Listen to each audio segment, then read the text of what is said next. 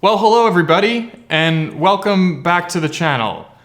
I'm your host, Kevin, and this is Slimer. And my girlfriend, Hannah. Oh, hi.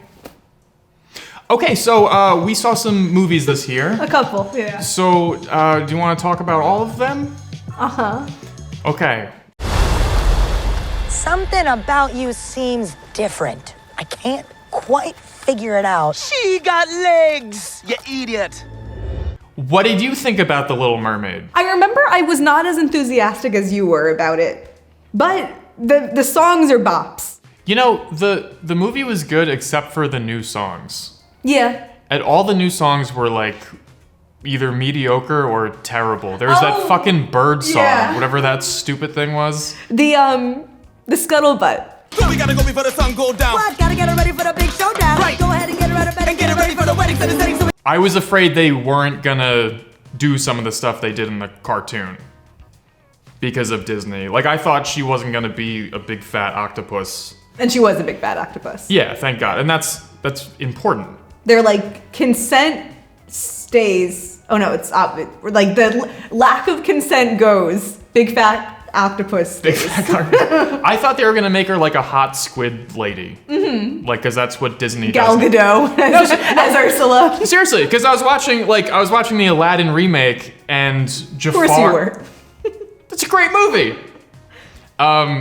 Yeah, but like Jafar was like a hot little like Abercrombie model. He's like 25. I'm like, that's not Jafar. Jafar's like an old, creepy, ugly dude. Yeah, that's not Jafar, that's Jafux. Yeah, so Little Mermaid was good. It was fine. It was totally fine. It was fun.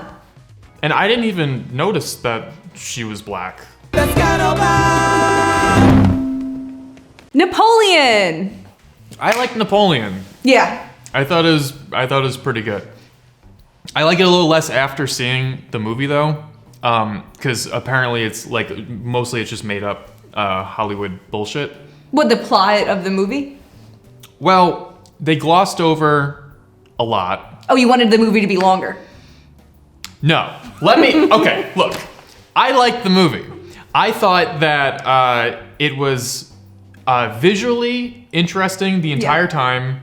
The story was, whether it was true or not, was fascinating. All the stuff with him and his wife, I thought was entertaining. When it started, I thought they were just a bunch of boring assholes, and I was like, this is gonna suck so hard. But then they developed all these little quirky aspects to their personalities, and it became kind of, I don't know, it was engaging. And then it became a war movie, and I was like, oh shit, I gotta watch all this war shit now? But then the war stuff was really good, because Ridley Scott knows how to shoot those battle scenes, and they look fantastic. And he doesn't do like the Marvel, swooping in and out and crazy. He just like pulls the camera back, and then you just see literal hundreds of people on the fields going at each other, and it looks amazing. Yeah, it felt more Game of Thrones than silly action movie. Yeah, it was one of the few times, I said it to you right out of the theater, and I was like, I can't believe I got to see that. That's a huge compliment. Like, after all that, like me being so jaded by movies, because we see everything all the time, but this was the one time where I saw the Battle of Waterloo, and I was like, holy shit, that was cool. Yeah, it was truly a feat that they were able to film that, to convey it on screen. Yeah. Although I will say at the end, when they're showing the numbers of all the people that died, and it was like 3 million people died. I can't comprehend it. Doesn't make sense to me. Yeah, well, I was gonna say, I just, based on the movie, I was like, I didn't. Like, they didn't have 3 million actors. Well, it didn't feel like that at all, and I think that's the thing people didn't like about it, was that it says like he fought in 65 battles, 3 million people died, and it's like, I think we saw 7 minutes of that in total. Mm-hmm. So there's just this like massive gap, and I don't know, like, if I was telling the story of Napoleon, I probably wouldn't have had the wife in there at all, because that's not as interesting as him being. But that was his life. It wasn't just his career. And also, I feel like his life influenced his career, because he made decisions for one based on the other. He decided to divorce her because as a ruler, he knew he needed an heir. Yeah, and I'm not saying that any of that stuff was bad. I'm just, it did feel like this should have been like the most high budget TV series of all time or something. They really could have like extended it. And I will say also, Joaquin Phoenix looks like they just pulled him off the street and they're like, wear this fucking hat and you're Napoleon now. And he was like, what? And then he just, because the whole movie, as much as I like the quirky shit he was doing, he just looked like he was thrown in there. I know he's a great actor. I think he was fantastic. I just didn't buy him as Napoleon. Like, he's got that speech after he was exiled. He comes back and his troops are there. Right. And he's like, gentlemen, do you remember me? Do you remember me? But he like literally knew them. No, I know, but I'm just like, I don't buy this guy as like this inspiring leader, you know? No, I get it though. Like he was their leader and it was a political move that he had to leave. And he's like, do you want the guy that you like, or do you want to give in to the politics that mean nothing to you? Yeah, no, it was a very, very strange performance. And it's funny because I said that when I saw the trailer. As soon as the trailer dropped, I was like, that looks weird. And then like a couple weeks later, Ridley Scott said something about how like they didn't know what they were doing until like 2 weeks before they filmed it. Joaquin was like, how do I play this? And he was like, you'll figure it out. So yeah, that's exactly what happened. The next movie is Godzilla -1. Yeah, Godzilla -1 was probably like the best Godzilla movie ever made. Okay. I would say. Nice. A deep character study, really brilliant dialogue. Like, of course, when the main protagonist sees a 300-foot tall dinosaur, While she's on the subway. she says, "Is that Godzilla?"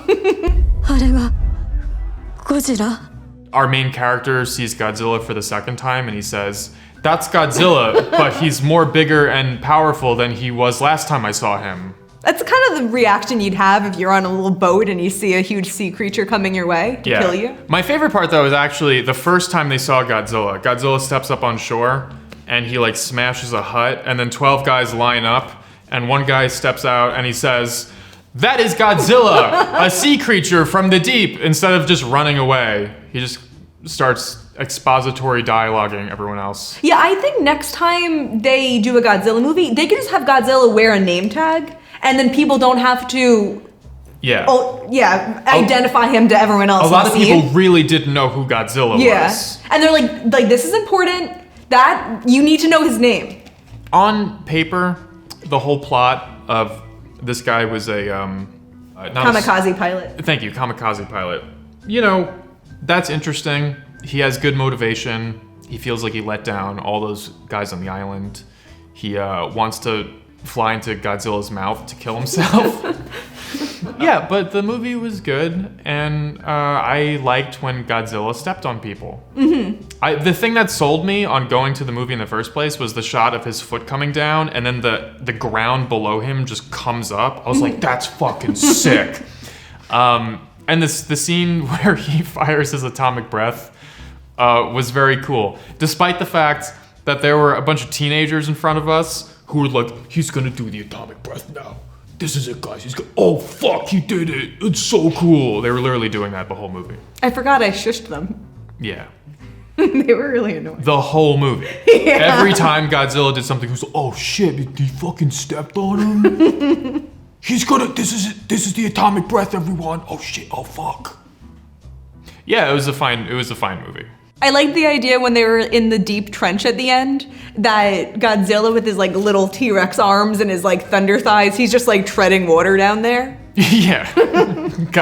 Godzilla with the thighs that are 5 times the width of his head is just treading water. Yeah.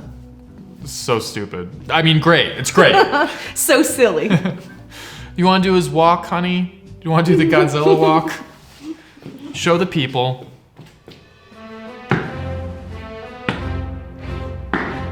No, you're too animated.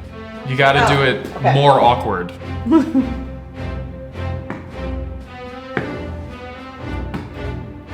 Slower. Slower. And you need really good head. The head's always...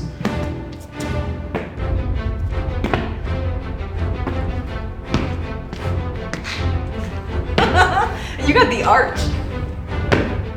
ゴジラマイナスワン I watched Saltburn. Well, Hannah, there's something you should know. What's that? When Tom called out sick yesterday, I thought to myself, I should watch Saltburn. Seriously? Yeah. You watched Saltburn? I watched Saltburn. You watched Saltburn? I watched Saltburn. I would have watched it again with you. No, that's okay. Would it have made you uncomfortable to watch it in the presence of another person? No, maybe. It is an absolutely deranged, filthy movie, but I watched Saltburn. Okay, what'd you think? Well, this may shock you, but I thought that it was fantastic Seriously? for 56 minutes. Okay.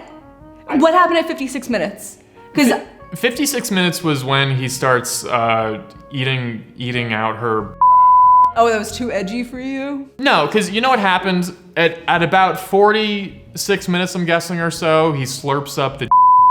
And you were still down. Yeah. You're like, slurp it up, Barry. At water, I was like, all right, that was a little uncomfortable, but I feel like.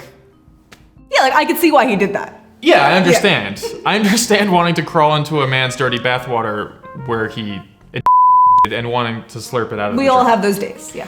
But then it got to the next scene and I was like, oh, is this just gonna be the rest of the movie now? It's just like these little like shock factor scenes. Mm-hmm. Because it's the type of movie where you don't know where it's gonna go. That's the whole thing. Yeah, I didn't even know what genre it was when I watched it. Yeah, exactly. And it kind of like the second half just slowly started kind of falling apart for me. Yeah. However, the movie is wonderfully shot. Isn't it beautiful? It is the best looking movie of the whole year by far. Yeah. And just the way it's put together, like the editing, I usually don't really notice editing in a movie unless it's distractingly bad. No, I don't. Unless it's distractingly bad. Which they often are. Sometimes they are. But this movie had editing that was very like, sometimes it would be synced up to sounds or music and stuff like that would usually take me out of it. But I thought it was so well done. It was really beautifully stylized. Yeah, it felt like a person with a vision made a movie. Mm-hmm. And then it kind of just went off the rails. And it did that thing that I hate where they fuck graves. Yeah, do you want to talk? You can talk about the movie now until. No, I'm on a rampage here. I want to hear more about what you think. Well, it just did that thing that I hate that movies do, which is spoilers for Saltburn. When people don't know how to end movies, they go, "I'll just fucking kill everyone." Oh. I feel like it's such a cheap way. It's every single movie that doesn't know how to end. They're like, put some violent shit at the end. Because we don't know what else to do, because it always feels like lazy writing to me. Mm-hmm. That's why I've told you many times before, but my two favorite shows of all time are Breaking Bad and Better Call Saul. Because you're never waiting for someone to die in those shows. It's all... Well, it does happen, though. It happens so occasionally, but 99% of those shows is just amazing characters and amazing writing. Mm-hmm. And it's still... Those shows take you by surprise constantly, despite the fact that they're not killing people on screen every 20 minutes. So it just felt like the whole ending, and also it felt like, okay, his end goal was to get the estate, but that wasn't even remotely hinted at the rest of the movie. So it just felt like an absolute like 180 that just like comes out of nowhere. It's like you have to set things up in order for it to pay off and be satisfying. They did set it up because he was the one that made the bicycle stop working. Right. Oh yeah, the flashback thing. When they were like, oh, by the way, he orchestrated this the whole time. It was me the whole time. It was like that WandaVision scene. You remember? Which one? When they find out who the bad guy is. And then she was like, it was me all along. And there's like a whole montage of it. Who's been messing up everything? It's been Agatha all along. I thought a couple things were like just downright silly. Like the butler was over the top. Like there was moments that just made me feel like it wasn't a carefully done movie plot-wise, but everything else looking at it looked like such a thought out tight movie. Yeah, it just felt, well, the butler was just like a red herring. They were just trying to like throw little things in there so you could be like, what's gonna happen? Like the kid in the very beginning who Barry, what's his name? Oliver? Yeah. The kid in the very beginning who Oliver was kind of friends with for like 2 minutes. I was like, is he gonna murder everyone halfway through the movie? But he's like ridden out of the film after 5 minutes or so. So it's just like, yeah, it's like they were setting up all these little things to make you think like, ooh, anything could happen. And then something happens, but it's not really satisfying. I also think the switch to him being like outright conniving was so sudden that it, like for so much of it he was just so sorry, I'm thinking of my words. Cut this.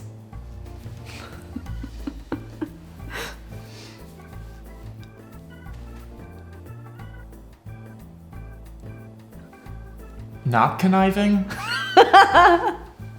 For so much of it, he was so gentle. And then all of a sudden, he's out there talking to the mom and he's like, you're hot, you know? And it's like, what's he trying to do, you know? He's clearly trying to manipulate the sister, but it just felt like a switch that wasn't shown.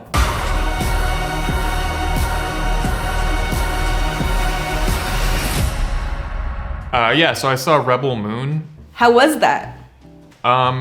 Imagine the worst blockbuster movie ever made, and that's Rebel Moon. Oh.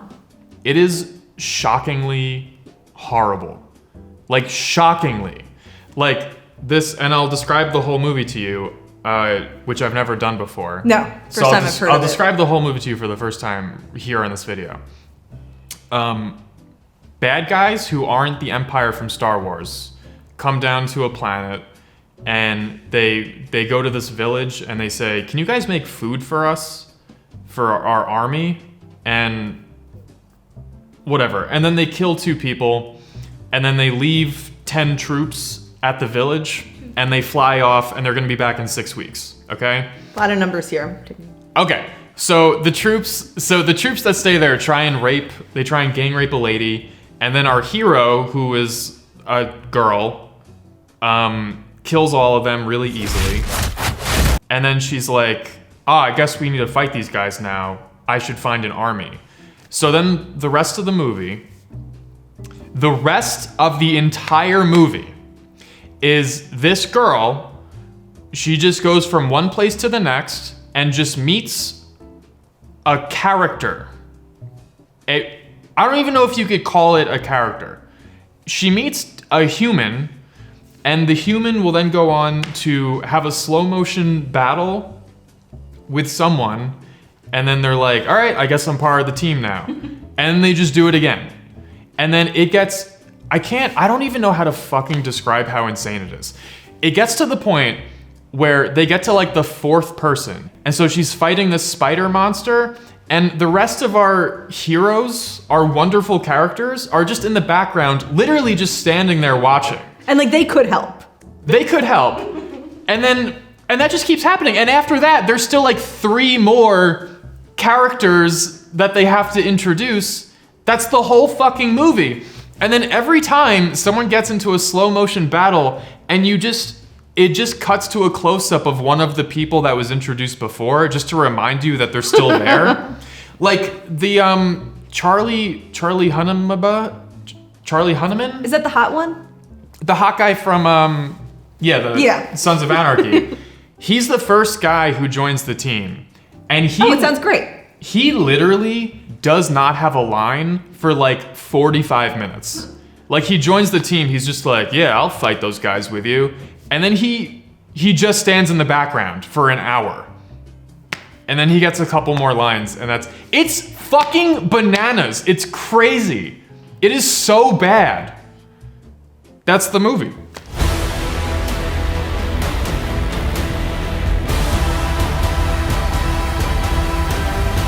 The final movie that we watched together was Anyone But You.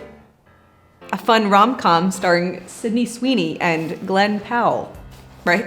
Yeah. Yeah. Do you want to take the lead on this one? Because I've been talking the whole time. I thought it was great. You know, it was a rom-com. When I watch a rom-com, I want it to be lighthearted and fun, and it was. I feel like they kept it moving enough that it was interesting. Maybe interesting's the wrong word. That it didn't feel too slow. So I'm taking that you didn't like it. That's what I'm getting out of your body language here. There's like some subtle signs that are showing me that you might not like it. Am I reading this correctly? Do you know what I thought about the movie? You thought it was absolute rubbish? No, I thought it was actually totally fine. It was fine for the fact that the bar they set for themselves was as low as you could possibly set it. Do you ever think that like sometimes movies that try and do basically nothing, they have less to achieve? Sure. So it's like easier for them to... That's kind of what I felt about this movie. This one tried to do the normal rom-com formula and it did. Yeah, I mean, it's funny because it's just... Yeah, it does all the cliches. It has all the same story beats. I want one of these movies so badly to just end with the kiss, and then they don't have to do that dumb 20-minute part where they get into a fight for no reason, and then they have to make up. It's like, we all know... It's like, kind of just part of the deal. That's what you sign up for. Just get to the kiss and then the credits roll. Who cares about... But yeah, the movie, it was just as unfunny as No Hard Feelings. It was way funnier. You were smiling. I saw you smiling over there. There was one funny line. The Titanic line was really funny. Oh, that was really funny. The second time he says it. Yeah.